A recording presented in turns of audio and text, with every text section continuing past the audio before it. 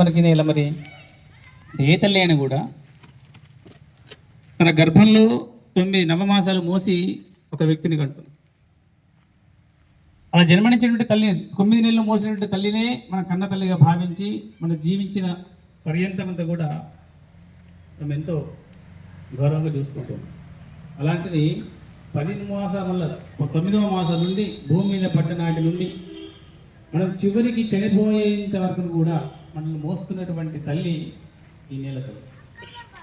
దహనం చేసినా, ఖననం చేసినా, ఏం చేసినా కూడా చివరికి బూడిద రూపంలోనో శరీరంలో ఉన్నటువంటి మట్టి రూపంలోనో తన రూపంలో కలుపుకునేటువంటి గొప్ప తల్లి అంటే ఈ నేల.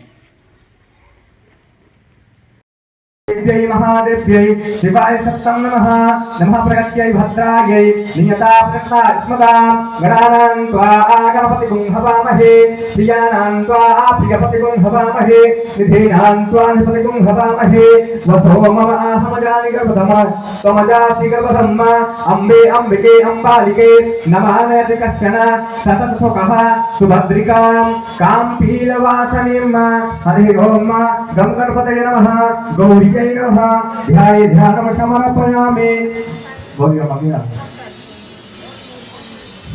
అమ్మ మీరు తీసుకోండి అక్షంతలు కలసం ధ్యానం చేయాలి.